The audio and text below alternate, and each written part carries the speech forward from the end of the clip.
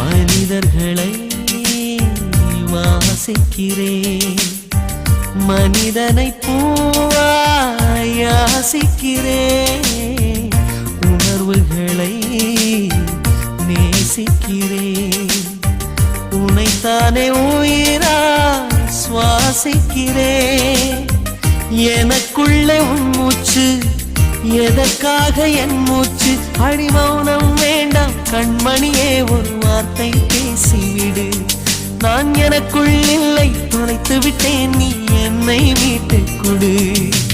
கண்ணுக்குள்ளே உன்னை வைத்தேன் கண்ணம்மா, நான் கண்கள் மூட மாட்டேன் அடி செல்லம்மா, நான் கண்கள் மூட மாட்டேன் அடி செல்லம்மா.